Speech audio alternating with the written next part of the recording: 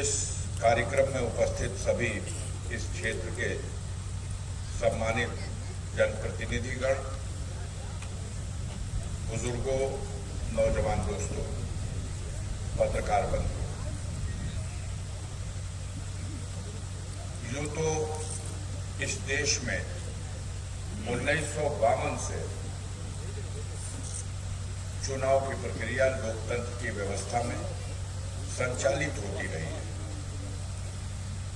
18वीं बार लोकसभा के गठन के लिए मतदान की प्रक्रिया चल रही है। आपको याद दिलाना चाहूंगा और आप इस बात से अवगत हैं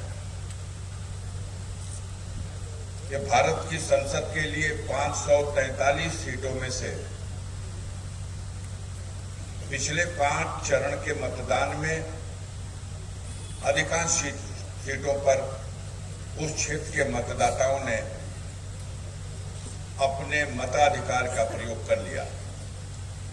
अब महज 115 सीटें बची हैं। यहां ये अंत के छठे और 7वें चरण में मतदान होना है। 25 तारीख को छठे चरण का मतदान होगा और फिर सबसे अंतिम चरण में गाजीपुर के लोगों को, गाजीपुर के मतदाताओं को भी अपने मताधिकार का प्रयोग करने का अवसर प्रदान किया जाएगा। हमारे देश में लोकतंत्र की व्यवस्था में जनता के बीच से चुने हुए प्रतिनिधि दिल्ली में जिनकी तादाद जिस जमात की, कतार की या पार्टी की 272 का आंकड़ा पूरा कर लेती है, 543 में आधे से एक अधिक, वो पार्टी, वो मोर्चा सरकार बनाने में सफल होता है। आपको याद होगा 2014 में इस मुल्क में सियासी प्लेटफॉर्म का एक टर्निंग पॉइंट आया था, जब 14वीं लोकसभा के लिए 2004 में कांग्रेस पार्टी के नेतृत्व में श्री मनमोहन सिंह की सरकार बनी। तो वो सरकार 2004 से 2009 तक और फिर 2009 से 2014 तक 10 सालों तक देश की व्यवस्था का संचालन करती रही। अब 2014 और चुनाव से पहले 2013 ये वो दौर था जब देश की जनता के सामने मनमोहन सिंह की सरकार की नाकामियों का प्रोपेगेंडा करके, जनता के सामने झूठ बोल करके और जनता को गुमराह करके ऐसे लोग देश की सत्ता पर काबिज हो गए जो आज इस मुल्क को, मुल्क की फिजा को हर तरह से कमजोर करने में कामयाब हो गए। एक शख्सियत थी, शायद आप लोगों में से कोई लोग नाम उनका जानते हो, क्योंकि हम लोगों की याददाश्त बहुत छोटी है, इसलिए मैं याद दिला करके पूछना चाहता हूं, आप में से किसी को अन्ना हजारे याद है? अन्ना हजारे ये एक अदृश्य शक्ति है। ये जब चाहे प्रकट हो जाए और जब चाहे अदृश्य हो जाए। इस समय अदृश्य है 10 सालों से, लेकिन 2013 में जब प्रकट हुए थे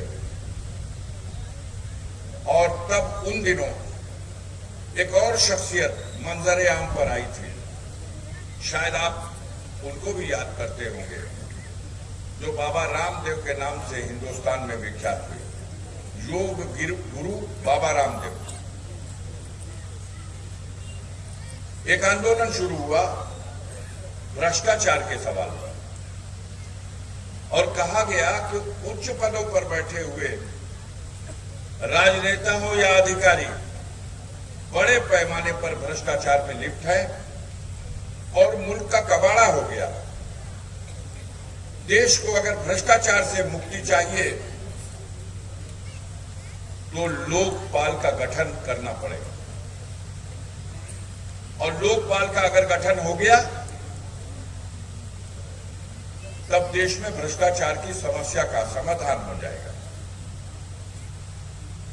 2013 के आंदोलन की इस डिमांड को देश के मीडिया ने भरपूर समर्थन दिया। कुछ लोग बैकडोर से, राजनीतिक ताकतें भी बैकडोर से समर्थन करती रही। शुरू में नहीं नजर आ रहा था कि ये एक आंदोलन पूरे देश के लिए एक टर्निंग पॉइंट बन जाएगा, लेकिन हुआ ऐसा ही। कुछ दिनों के बाद जो पर्दे के पीछे ताकतें थी वो मंजर-ए-आम पे आ गई, और फिर जनता को ठगने का एक सिलसिला शुरू हुआ। अपनी याददाश्त पे गौर कीजिएगा तो आपको पता याद आ जाना चाहिए, मुझे उम्मीद है। नरेंद्र मोदी इस मुल्क के लिए एक सूबे के नेता थे। गुजरात एक प्रांत है, बहुत बड़ा प्रांत भी नहीं, उत्तर प्रदेश के मुकाबले उत्तर प्रदेश के चौथाई हिस्से के बराबर। वो गुजरात प्रांत के वो मुख्यमंत्री थे, मशहूर जरूर थे, लेकिन किसी नेकनामी के लिए नहीं, बदनामी के लिए। न सिर्फ हिंदुस्तान में बल्कि दुनिया में। अमेरिका और ब्रिटेन भी वीजा देने को तैयार नहीं था। बैकग्राउंड और छवि उनकी ये थी। और हम नहीं, उनकी पार्टी के भीष्म पितामह पंडित अटल बिहारी वाजपेयी को कहना पड़ा था नरेंद्र मोदी को कि राजधर्म का पालन करो। जब गुजरात में दंगा हुआ था और जिस तरह का इनका रोल था, ये चीफ मिनिस्टर थे और देश के प्रधानमंत्री अटल बिहारी वाजपेयी थे, उन्होंने कहा था कि शासक को राजधर्म का पालन करना चाहिए। तमाम बदनामियों से घिरे हुए नरेंद्र मोदी को भारतीय जनता पार्टी ने 2014 के चुनाव के लिए प्रोजेक्ट किया कि ये मेरा चेहरा है, अगर हमें सफलता मिली तो हम नरेंद्र मोदी को देश का प्रधानमंत्री बनाएंगे। कुछ शायद 10% लोग उनके जो बैकग्राउंड थे उसको सपोर्ट कर रहे थे, लेकिन देश की 90% जनता कोई खास तवज्जो नहीं दी। लेकिन देश के बड़े बड़े पूंजीपतियों ने मीडिया को काबू में लेकर और मीडिया के माध्यम से बड़े पैमाने पर झूठा प्रोपेगेंडा करके हवा बनाने का काम किया। कहा गया जनता से कि अगर नरेंद्र मोदी देश के प्रधानमंत्री बने तो महंगाई तो हम तुरंत कंट्रोल कर लेंगे। देश की हालत क्या थी, महंगाई कहां थी, उसको याद करना पड़ेगा। उस समय 400 रुपए का सिलेंडर मिलता था। इतनी महंगाई थी कि 400 रुपए का सिलेंडर था और 58 रुपए लीटर डीजल था, 65 रुपए लीटर पेट्रोल था और 62 रुपया गिनने के बाद $1 मिलता था। अंतर्राष्ट्रीय मार्केट में देश की मुद्रा रुपया का मूल्य इतना निचले स्तर पर था कि 62 रुपया गिनिए तब $1 मिलता था। उस दौर में ये सिलेंडर लेकर के भारतीय जनता पार्टी की नेता स्मृति ईरानी, याद होगी आपको, वो दिल्ली में बैठ गई धरने पे और उन्होंने अपनी चूड़ी उतार करके मनमोहन सिंह को भेज दी कि मनमोहन सिंह, तुम देश के प्रधानमंत्री हो, धिक्कार है तुम्हारे ऊपर, ये चूड़ी पहन लो या त्याग पत्र दे दो, क्योंकि आज देश में महंगाई की मार से जनता करा रही है। 400 रुपए का सिलेंडर है, 65 रुपए का पेट्रोल है, 58 रुपए का डीजल है, 62 रुपए का डॉलर है। और फिर जनता की तरफ मुखातिब होकर के आंदोलन का रुख ये कहा गया कि सरकार बना दीजिए, ये बाबा रामदेव ये गला फाड़ के चिल्लाते थे कि अगर नरेंद्र मोदी की सरकार बनी तो 50 रुपए लीटर पेट्रोल, 40 रुपए लीटर डीजल और 250 का सिलेंडर, और ये जो डॉलर हुआ है 62 रुपए का, इसकी औकात भी हम 50 रुपए से नीचे कर देंगे। सरकार तो बन गई इनकी, 10 साल सरकार चलाते बीत गया, लेकिन कभी पलट करके पहला राउंड भी उनका, दूसरा राउंड भी उनका, आज तीसरे राउंड के लिए वो चुनाव के मैदान में हैं। लेकिन हम कभी पलट करके इन बुनियादी सवालों पर, जिन वादों के साथ ये लोग सत्ता में आए थे, इस पर गौर करने को तैयार नहीं है कि जो कहा गया था उस पर अमल कितना हुआ। इन्होंने कहा था कि अगर हमें सत्ता मिली तो देश की सबसे मूल समस्या जो है उसको खत्म कर देंगे, वो है बेरोजगारी की समस्या। 2 करोड़ नौजवानों के हाथों को हम हर साल रोजगार देंगे। 5 साल में 10 करोड़ नौजवान रोजगार पा जाएगा, जबकि देश में कुल 25 करोड़ परिवार है, 140 करोड़ की आबादी है भारत की जनसंख्या, लेकिन परिवार का जब 5 सदस्यों के हिसाब से उसका अनुपात निकालिएगा तो 25 करोड़ परिवार है। अब जनता ये सोचने लगी कि 5 साल का शासन हुआ तो 10 करोड़ लोगों को रोजगार, अब तो 10 साल का शासन हो गया, 25 करोड़ परिवार है। इस 10 साल में अगर वादा निभाया गया होगा तब तो 20 करोड़ बेरोजगारों को रोजगार मिल गया होगा। हमें तो ऐसा लगता है कि गाजीपुर शहर के तो शायद एक एक घर में 2-2, 3-3 नौकरियां हो गए होंगे, अड़सा हो गया होगा, इतने लोगों को नौकरी मिली होगी। मिली है कि नहीं मिली है? धरातल पर सच्चाई ये है कि 10 साल पहले जिसके पास डिग्री थी, जिसने ग्रेजुएट, पोस्ट ग्रेजुएट, इंजीनियर या डॉक्टर की डिग्री ले ली थी, 10 साल बीत जाने के बाद भी वो बीटेक वाला, वो एमटेक करने वाला, आज तो उम्र भी खत्म हो गई, अब तो अपने नौकरी के लिए वो आवेदन भी नहीं कर सकता, ओवरेज हो चुका है। मोदी जी और उनके लेफ्टिनेंटों ने यह भी कहा कि अगर एक बार मौका मिला मुझे तो देश में चोरी, बेईमानी, घूसखोरी और कमीशनखोरी खत्म कर दी जाएगी। हम न खाएंगे न खाने देंगे। जनता को इतना पसंद आया कि ऐसा धर्मावतार आ गए लोग कि न खाएंगे न खाने देंगे। तो देश का तो ये बहुत बड़ा रोग है, चोरी का, घूसखोरी का, बेईमानी का, कमीशनखोरी का, ये तो समाप्त हो जाएगा तो बिल्कुल अमृत काल आ जाएगा। मोदी जी के लोगों ने कहा कि एक बार बना के देखो, हम देश में बुलेट ट्रेन चला देंगे। ये ट्रेन कैसे चलती है मोदी जी? तो अगर बनारस से जहाज उड़ेगा रनवे से और साथ साथ बुलेट ट्रेन खुलेगी तो जहाज रास्ते में रह जाएगा, बुलेट ट्रेन पहले दिल्ली पहुंच जाएगी। ऐसा सपना दिखाया गया। हर स्टेट में 10-10 एम्स के बराबर हॉस्पिटल बना देंगे, 100 स्मार्ट सिटी बनाएंगे, बनारस को तो कोयटो बना देंगे। हालात क्या है बनारस के? किसी भी एक बात को पकड़ लीजिए और उस पर कहिए आओ बहस कर लो। माननीय राहुल गांधी जी ने तो चुनौती दी थी कि आओ बहस के लिए, लेकिन भाग गए, बहस को नहीं तैयार है।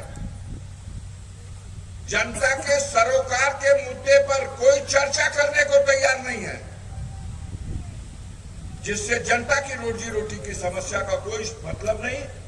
उस सवाल पर जनता को उनका ध्यान उधर बांटने के लिए आप सारी कोशिश कर रहे हैं। आज देश की जनता को 18वीं लोकसभा के चुनाव के लिए इस बात पर गौर करना होगा कि जो लोग सत्ता में आए, इन्होंने जनता से जो वादा किया था वो अपने वादे पर कितना खरे उतरे। जहां तक सवाल है गैस के सिलेंडर का, वो गैस का सिलेंडर जो पहले 400 का था अब 1200 का है, ये सब जानता है। और आप 1200 में भराते हो। जो डीजल 58 रुपए का था वो 90 रुपए का है। जो 65 रुपए का पेट्रोल था वो 100 रुपए का है। मोदी जी ने कहा था भ्रष्टाचार खत्म कर देंगे। भ्रष्टाचार का तो आलम यह है कि पहले टेबल के नीचे से उंगली से इशारा होता था, कुछ पान पत्ता के चाहिए, काम तो कर देगा। लेकिन अब तो सीने पे चढ़ करके ऐसे वसूला जाता है, घूस ऐसे वसूला जाता है जैसे वो अपना हक कोई कानून में लिखवा के आए हैं। इस फाइल पर इतना रुपया दो तो काम होगा, नहीं तो ये फाइल रद्दी खाते की टोकरी।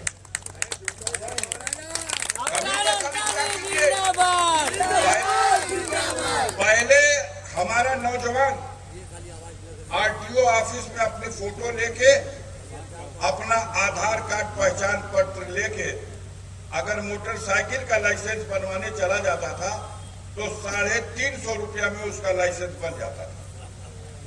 और आज मोटरसाइकिल का लाइसेंस बनवाने के लिए 5500 रुपया उसकी फीस। पहले किसी नौजवान ने मोटरसाइकिल चला रहा है और अपना हेलमेट घर पे भूल गया, अपने गाड़ी का कागज जल्दीबाजी में छूट गया, किसी चौराहे पे रोक लिया गया तो 200 रुपए का चालान कट जाता था। आज क्या हाल है?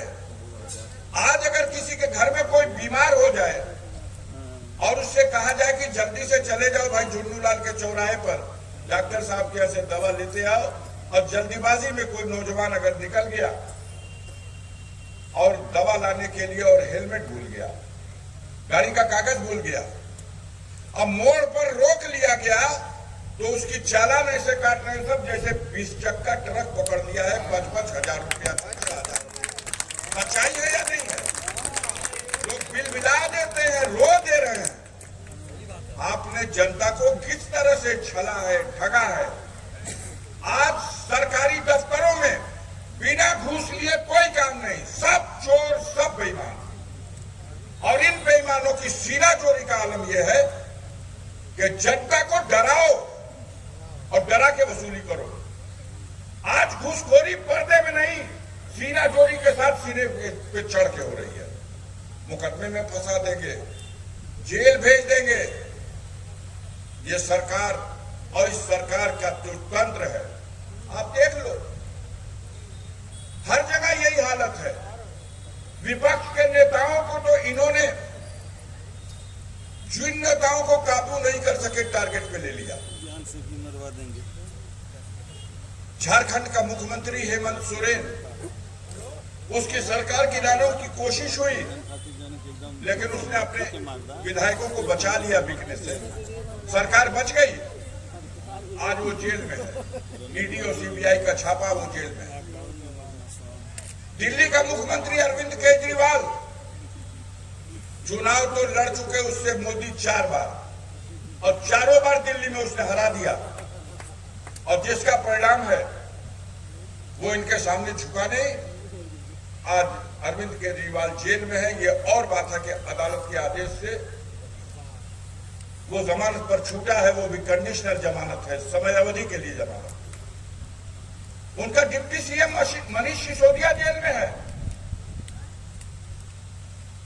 क्या तमाशा बना दिया पूरे देश में।